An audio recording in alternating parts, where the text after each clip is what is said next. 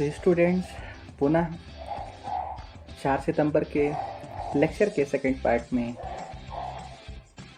अब हम बात करेंगे कि जो एडिटोरियल कमेंट्स को पढ़ने की जो शैली पिछले लेक्चर में हमने बताई है, उसके बाद आगे हम क्या करें।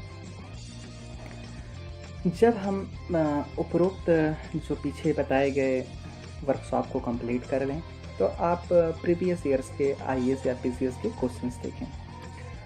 उन क्वेश्चंस के आधार पर आप खुद से क्वेश्चंस बनाइए जो कि उस टॉपिक से रिलेटेड हो, जो आपकी समझ में आए, और उस पर अपना आंसर राइटिंग प्रैक्टिस करने की कोशिश करें। इतना सारा कार्य बताया जा रहा है, आपके दिमाग में एक बात आ रही होगी, यह तो संभव नहीं है, यह तो करना नहीं है। चाहेंगे भी तो शायद नहीं करेंगे, क्योंकि इसके पीछे की वजह शायद आपको पता नहीं है। तो इस लेक्चर में यह क्यों करना है, इससे क्या क्या फ़ायदे होंगे, यह मैं बताऊंगा, जिससे आप सभी के अंदर इंटरेस्ट पैदा हो और आप सभी जो पिछले लेक्चर में बताए गए वर्कशॉप हैं उसको अच्छे तरीके से पूरा कर सकें। तो इस लेक्चर में मैं आप सभी से जिस प्रक्रिया की बात कर रहा हूँ, वह प्रक्रिया आप सभी के भीतर विश्लेषण यानी कि एनालिसिस की क्षमता पैदा कर देगा। विश्लेषण की क्षमता मतलब किसी चीज़ को देखने, सुनने, समझने की एक बहुत ही तीव्र, पारखी और संतुलित जो नज़रिया का जन्म होना या उसे बनाना या उसका विकास करना। इसका फ़ायदा केवल एग्ज़ाम तक ही आपको नहीं मिलेगा, इसका लाभ आपको अपने पर्सनल लाइफ में भी मिलेगा, और यदि ईश्वर की कृपा रही, यदि आप सिविल सर्वेंट बनते हैं तो इसका प्रॉफिट आपको आने वाले समय में जो सिविल सर्विसेज की कैरियर होगा उसमें भी प्रॉफिट मिलेगा। आप रोज़मर्रा के जीवन में अनेक प्रकार के निर्णय या डिसीजंस लेते रहते हैं। वे निर्णय आपके पूरे लाइफ को प्रभावित करते हैं। आप सभी जानते हैं कि जब कुछ लोग ज़्यादा सक्सेसफुल होते हैं, उसके पीछे उनके डिसीजंस जिम्मेदार होते हैं, और जो सक्सेसफुल नहीं होते हैं उसके पीछे भी ज़्यादातर जो डिसीजंस होता है उनका खुद का ही होता है। तो इस प्रक्रिया में आपको एक संतुलित तरीके से निर्णय कैसे लिया जाता है, किसी पक्ष, किसी भी घटना, किसी भी वाक्य, किसी भी टॉपिक के कितने एस्पेक्ट हो सकते हैं, उस पर आप विचार करने आ जाएगा। जैसे बहुत देर हो गया, आप सभी को उदाहरण नहीं दिया गया, तो चलिए अब फिर से उदाहरणों के जाल को समझते हैं। जैसे आप एक टॉपिक पर चर्चा कर रहे हैं पर्यावरण प्रदूषण के ऊपर, तो पर्यावरण प्रदूषण की जब बात किसी लेख में आएगा या कोई एडिटोरियल कमेंट उससे संबंधित आपको पढ़ने या देखने को मिलेगा, तो आप सभी एक बात आपके दिमाग में आएगी कि यह क्या केवल पर्यावरण से संबंधित ही टॉपिक है। फिर आपके दिमाग में आएगा कि उसमें लिखा होगा कि कुछ प्राकृतिक कारक होते हैं जो मतलब ऑटोमेटिक तरीके से वो घटनाएं घटती रहती हैं और पर्यावरण अपने आप को प्रदूषित करता है, साफ करता चला जाता है। उसमें आपको मानवीय कारक भी मिलेंगे। मानवीय कारकों में आपको यह देखने को मिलेगा कि मानव किस किस प्रकार की गतिविधियों के माध्यम से पर्यावरण को प्रदूषित कर रहा है, उससे बचने का उपाय क्या है, वह भी आपको बताया ज़्यादातर जाएगा उस आर्टिकल्स में या कमेंट में। तो आप देखेंगे कि कोई भी मनुष्य की मानसिकता यानी मेंटालिटी कैसे काम कर रही है। उस मेंटालिटी के बनने में उसकी हिस्ट्री या उसका लाइफ स्टाइल, उसकी फैमिली बैकग्राउंड या सोसाइटी किस प्रकार कंट्रीब्यूट कर रही है, उसके बारे में भी थोड़ी सी चर्चा की गई होगी कि उसका सामाजिक परिवेश या आसपास का वातावरण उसके अनुरूप या अवेयरनेस या जागरूकता नहीं है। उसमें केवल जागरूकता की बात है। अब जागरूकता के पीछे कितनी सारी चीज़ें छुपी हुई हैं, यानी उसके आसपास की जो सामाजिक आर्थिक परिदृश्य है वह या तो शिक्षित नहीं है, यदि शिक्षित भी है तो जागरूक नहीं है। इसके साथ ही साथ यह बताया जाता है कि सरकारी कार्यक्रम तो बहुत बनते हैं लेकिन उसका क्रियान्वयन नहीं हो पाता। फिर बात आती है क्रियान्वयन की, उसने एक शब्द लिख दिया, क्रियान्वयन नहीं हो पाता। अब क्रियान्वयन के पीछे कौन सा टॉपिक छुपा हुआ है? पहली बात इच्छा शक्ति की। इच्छा शक्ति की बात कहाँ से निकल के आई? इच्छा शक्ति क्यों नहीं होती है? चीज़ें सफल रूप से लागू हो, वहाँ फिर निकल के आ जाएगा लालच, करप्शन, भ्रष्टाचार, पर्सनल इंटरेस्ट, यानी कि कुछ लोगों का इंटरेस्ट होगा लाभ कमाने के लिए, इसीलिए वो बीच में अपने आप को इन्वॉल्व किए रहते हैं, जिससे इन्वायरमेंट जो लॉ है यानी पर्यावरण जो प्रदूषण है से संबंधित रोकने के लिए जो कानून बनाए गए हैं उसका उल्लंघन कितने तरीके से कर सकें, उसकी अपने अपने स्टेजेस बने हुए हैं। इस दौरान आपको एडमिनिस्ट्रेटिव की माइंडसेट का पता चलेगा, साथ ही साथ वर्किंग स्टाइल्स का भी पता चलेगा कि किस तरीके से ये सारी चीज़ें एक साथ काम करती हैं। इसके अतिरिक्त जब आप पढ़ेंगे तो इसमें जब सोसाइटी पढ़ेंगे तो समाजशास्त्र से जुड़ जाएगा। जब इसमें किसी प्रोग्राम को घटना या पर्यावरण समस्या को देख करके उसके निवारण की बात करेंगे तो उसमें राजनीतिक नेतृत्व आ जाएगा। साथ ही साथ जब उसमें नियम कानून बनने की बात आ जाएगी और उसके क्रियान्वयन की बात आ जाएगी या इम्प्लीमेंटेशन की बात आ जाएगी तो उसमें आपका एडमिनिस्ट्रेटिव पक्ष जुड़ जाएगा। साथ ही साथ जब उसमें उसको लागू करने के लिए, उसको बनाने के लिए, उसके उल्लंघन करने के लिए, करप्शन करने के लिए जब बात आ जाएगी तो उसमें मनोविज्ञान या मेंटेलिटी बात आ जाती है, तो वहाँ पर चीज़ें हो जाती हैं। साइकोलॉजी भी निकल कर उस टॉपिक में आ जाता है। इसके साथ ही साथ जो प्रोग्राम बनाए गए हैं, जिस तरीके से बनाए गए हैं, उसका एक रूल्स रेगुलेशन होता है, एक स्ट्रक्चर तैयार किया जाता है, उसके लिए एक बजट का प्रावधान होता है। तो जो पैसे उसके लिए डिटरमाइन किए गए हैं, निर्धारित किए गए हैं, वह कैसे कैसे खर्च हो रहा है, किस प्रक्रिया के दौरान गुजर रहा है, इसमें आप उसके आर्थिक पहलू यानी कि अर्थशास्त्र को भी देख सकते हैं। तो दोस्तों एग्जाम्पल्स तो ढेर सारे दिए जा सकते हैं, इसी टॉपिक को और बढ़ाया जा सकता है। समाज की बात समाजशास्त्र, जब बात पैसे की बात आ जाती है तो कह सकते हैं अर्थशास्त्र, जब उसके क्रियान्वयन की बात आ जाती है तो प्रशासन, और जब रूल्स रेगुलेशन की बात आ जाती है उससे बनाने, उस पर निर्णय लेने की तो वह राजनीतिक नेतृत्व।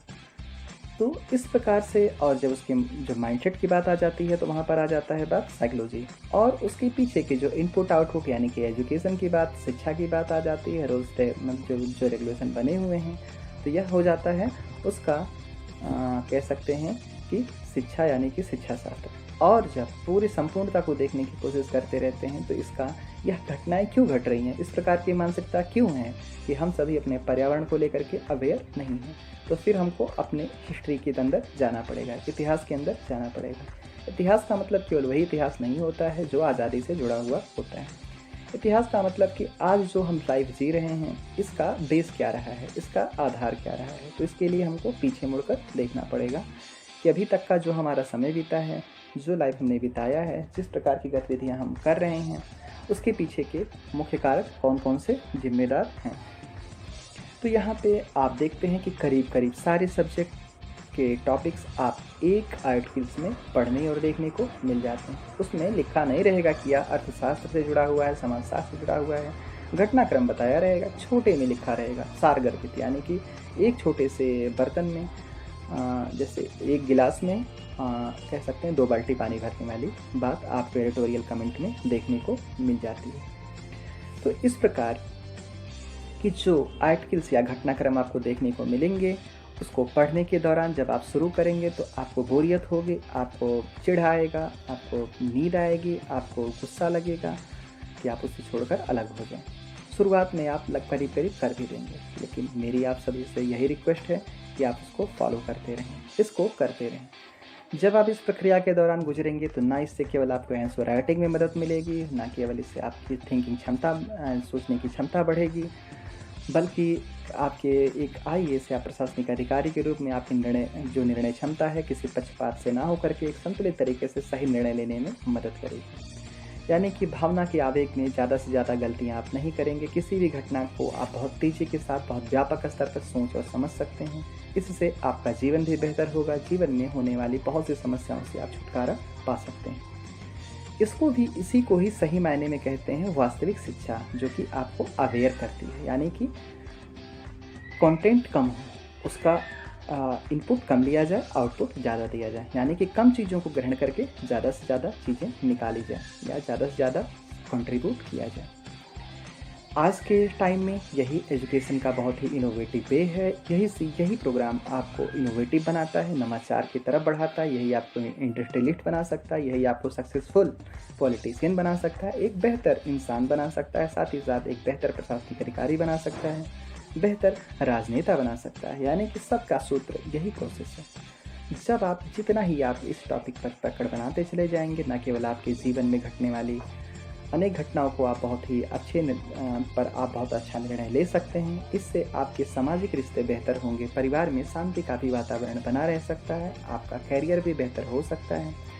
साथ ही साथ आपके दोस्तों के बीच में भी आपका संबंध बेहतर होगा। साथ ही साथ आपकी जो वर्किंग स्टाइल है यह भी बेहतर हो सकती है।